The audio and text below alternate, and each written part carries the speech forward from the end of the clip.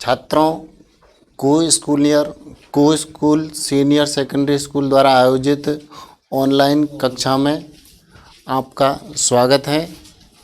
आपकी जो पढ़ाई इस कोरोना काल में बाधित हुई है, इसको जारी रखने के लिए कक्षाएं आयोजित की जा रही हैं। सर्वप्रथम हम साइंस की कक्षा स्टार्ट करने जा रहे हैं, तो आप सभी सबमिट होवें और इसमें भाग लेवें।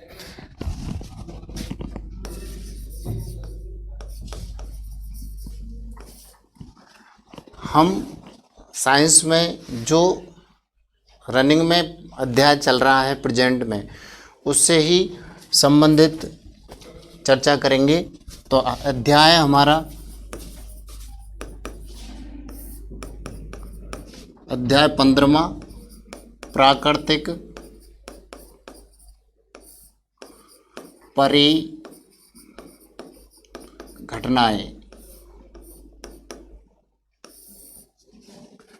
प्राकृतिक परिघटनाएं क्या होती हैं, इसके बारे में इस अध्याय में हमें जानना है। प्राकृतिक परिघटनाएं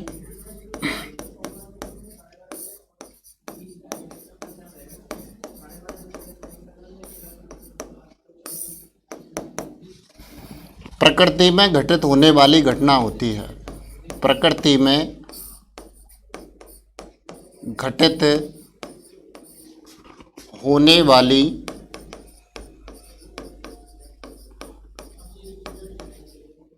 घटनाएं, अर्थात ऐसी घटनाएं जो प्रकृति में घटित होती हैं, प्राकृतिक परिघटनाएं कहलाती है। जैसे उदाहरण के तौर पर देखें, जैसे तड़ित, बाढ़, भूकंप, अति बरसात,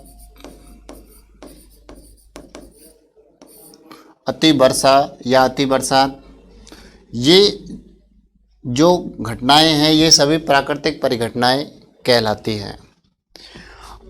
इन प्राकृतिक परिघटनाओं के बारे में इस अध्याय में हम चर्चा करेंगे। सबसे पहले हम देखें तड़ित के बारे में। तड़ित क्या है? तो तड़ित एक प्राकृतिक परिघटना है। यह एक प्राकृतिक परिघटना है। प्राकृतिक परिघटना है। क्या होती है ये? मान लीजिए पृथ्वी की सतह है।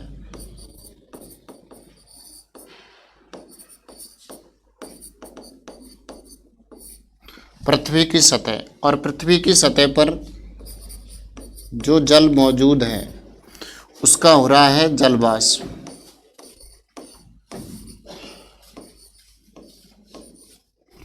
जलवाष्प यानी कि ये जल वाष्प के रूप में वाष्पीकृत हो रहा है और ऊपर जा रहा है। ये है गर्म जलवाष्प।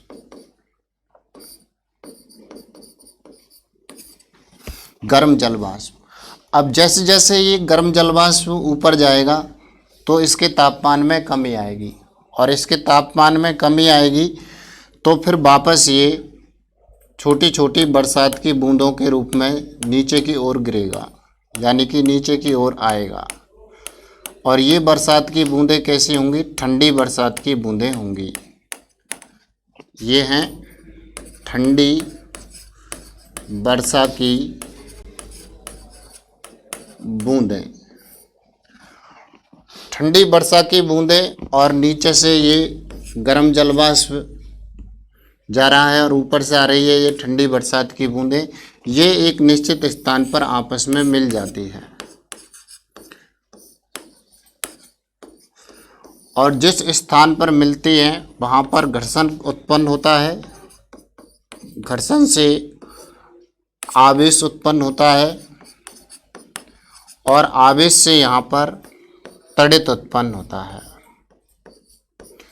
तो तड़ित की उत्पत्ति का ये एक साइंटिफिक रीज़न है कि जब गर्म जलवाष्प की जो बूंदें ऊपर जाती हैं और ऊपर जाती है तो वो एक निश्चित ऊंचाई पर पहुंचने के बाद ठंडी हो जाती है, यानी कि जल का संघनन हो जाता है और यह जल वर्षा की बूंदों के रूप में वापस नीचे की ओर गिरता है। तो नीचे से जाती हुई गर्म जलवाष्प और ऊपर से आती हुई ठंडी वर्षा की बूंदें जिस स्थान पर आपस में मिलती है उस स्थान पर तड़ित की घटना घटित होती है। तो ये बात हुई तड़ित की, जो कि विशेष रूप से हमारे पाठ्यक्रम से संबंधित है। अब तड़ित एक हानिकारक घटना है और इससे बचाव बहुत ज़रूरी है कि इससे किस प्रकार से बचा जा सकता है। तो आगे हम देखेंगे इसी में ही तड़ित से बचाव के उपाय कि हम किस प्रकार से तड़ित से बच सकते हैं।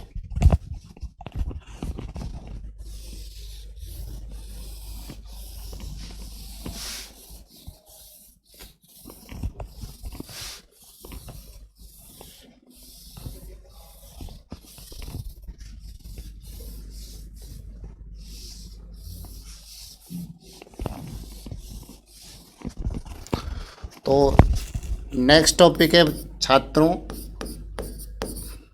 तड़ित से बचाव के या तड़ित से बचाव के उपाय। नंबर 1, तड़ित के समय यदि हम घर में उपस्थित हैं तो पानी से संबंधित या जल से संबंधित क्रियाकलाप नहीं करें। जल से संबंधित क्रियाकलापों में जैसे नहाना, कपड़े धोना, बर्तन धोना,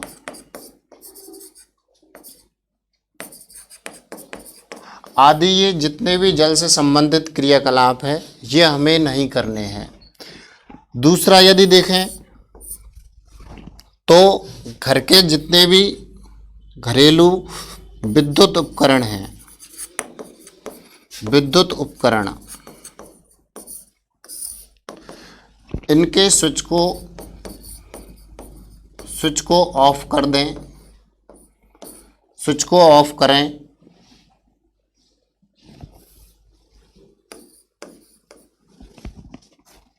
ऑफ कर दें, यानी कि ये हमको बंद कर देने हैं ताकि आविश के कारण इनमें कोई नुकसान नहीं हो और ये बच जाएं। तो ये हमको यहाँ पर बंद कर देने हैं।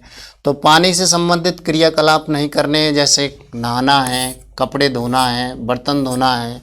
और विद्युत स्विच जो हैं वो जो विद्युत उपकरण हैं उनके स्विच ऑफ कर देने हैं ताकि इनमें नुकसान नहीं हो, ये उपकरण नष्ट नहीं हो, विद्युत के झटके इनमें नहीं लगें और हम बच सकें।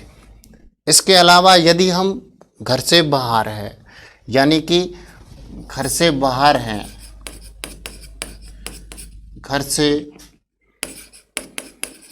बाहर होने पर, यदि हम घर से बाहर हैं, किसी खुले स्थान पे हैं तड़ित की स्थिति में, तो हम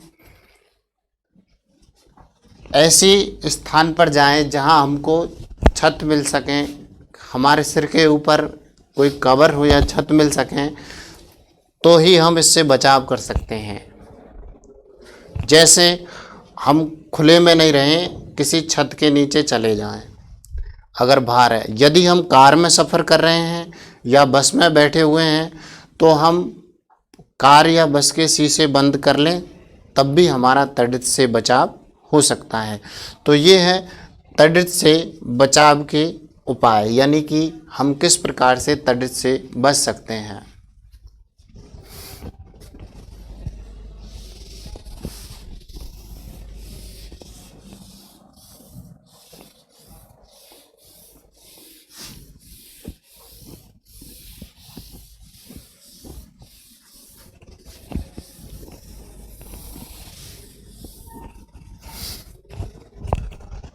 उसके बाद में जो अगली प्राकृतिक परिघटनाओं में जो घटना है वह है भूकंप, जिसे भी एक प्राकृतिक परिघटना है और हमने ऑफलाइन कक्षा में भी इसको देख लिया था। तो एक बार फिर से आप इसको देखें कि भाई भूकंप क्या है। भूकंप से, इस शब्द से ही स्पष्ट है, भू का मतलब होता है भूमि और कंप से तात्पर्य है कंपित होना या स्पंदन होना, अर्थात ऐसी स्थिति जब भूमि में स्पंदन उत्पन्न होने लगे या भूमि में कंपन उत्पन्न होने लगे तो उस स्थिति को ही भूकंप कहेंगे। भूकंप का कारण क्या है भाई, इसको हम भूमि में स्पंदन क्यों उत्पन्न होता है। तो अगर हम पृथ्वी की आंतरिक सतह देखें, यानी कि इसकी आंतरिक संरचना देखें, पृथ्वी की आंतरिक संरचना,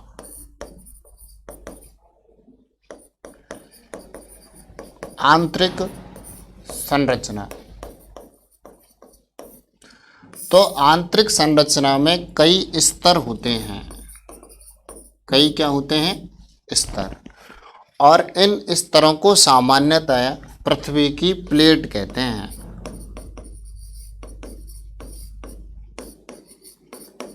पृथ्वी की प्लेट। अब हम इन पृथ्वी की जो प्लेट या स्तर जो भी हैं इन्हें देखते हैं। मान लीजिए ये पृथ्वी है,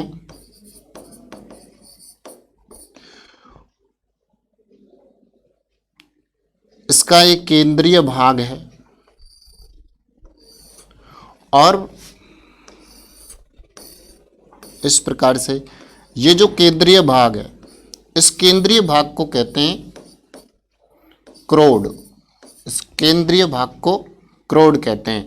और ये इसका बाहरी भाग है, बाहरी भाग, और यह बाहरी भाग कहलाती है भू परपटी या पृथ्वी की बाह्य सतह। इसके बाद में इसके अंदर देखें, यानी कि ये परत, इसको कहते हैं प्रवार।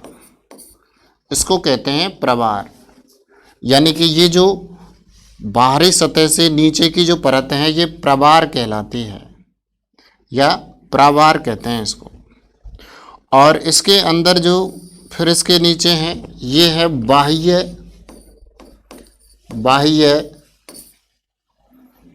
क्रोड। ये क्या है? बाह्य क्रोड। और क्रोड से थोड़ा नज़दीक ये होती है आंतरिक क्रोड।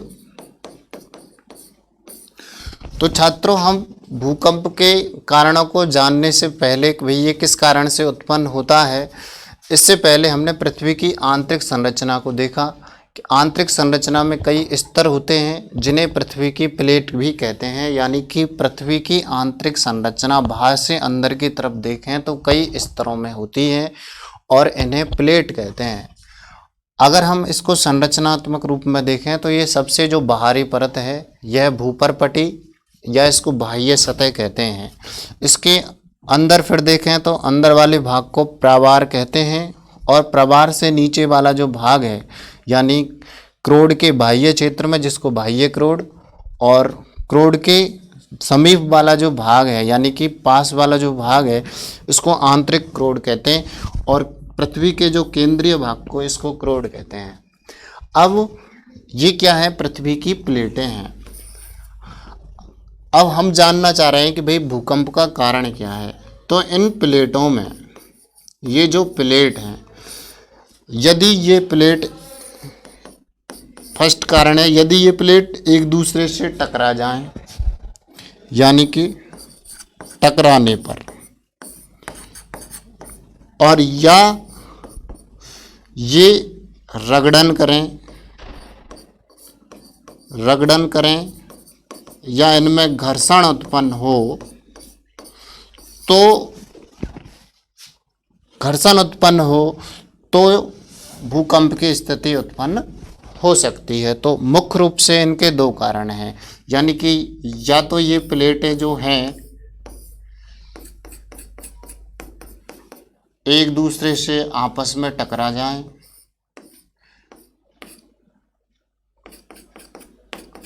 यानी कि स्थिति ये होगी ये एक दूसरे से आपस में टकराएंगी, या फिर ये रगड़न करें, या कंडीशन ये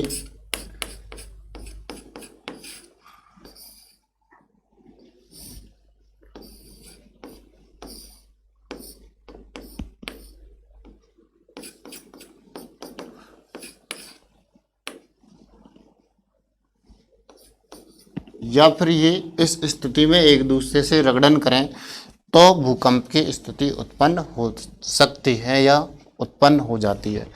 भूकंप पृथ्वी के जिस हिस्से या जिस क्षेत्र भूकंप जिस क्षेत्र से उत्पन्न होता है वह क्षेत्र दुर्बल क्षेत्र होता है, और इस दुर्बल क्षेत्र को कहते हैं भ्रंश क्षेत्र या भूकंपित क्षेत्र कहते हैं। तो छात्रों, हमने प्राकृतिक जो परिघटनाओं में दूसरी परिघटना जो कि भूकंप है इसके बारे में देखा कि भूकंप के शब्द से तात्पर्य है, भू से मतलब है भूमि और कंप से मतलब है कंपित होना या स्पंदन होना, अर्थात भूमि में जब स्पंदन की स्थिति उत्पन्न हो जाए या कंपन की स्थिति उत्पन्न हो जाए तो इसे ही भूकंप कहते हैं या भूकंप कहलाता है। इसका कारण यदि देखें तो पृथ्वी की जो आंतरिक संरचना है इसमें कई स्तर होते हैं जिन्हें प्लेटें कहते हैं। हमने संरचना के माध्यम से इन स्तरों को देखा। यदि इन स्तरों में ये प्लेटें यदि एक दूसरे से टकरा जाएं या रगड़न करने लगे या घर्षण करने लगे तो भी भूकंप की स्थिति उत्पन्न हो सकती है। भूकंप का जो मापन है, इसका जो मापन है वो भूकंप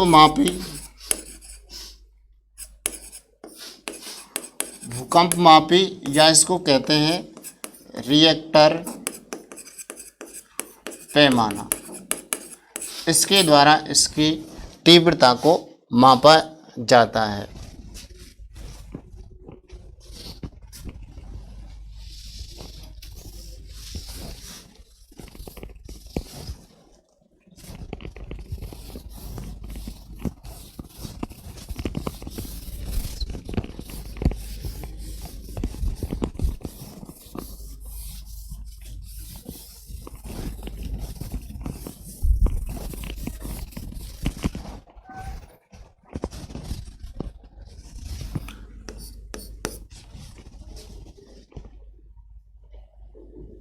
भारत में ऐसे क्षेत्र जहां पर भूकंप की स्थिति उत्पन्न होती है, यानी वे क्षेत्र कौन कौन से हैं। तो इन क्षेत्रों की यदि हम बात करें तो ये हैं कश्मीर,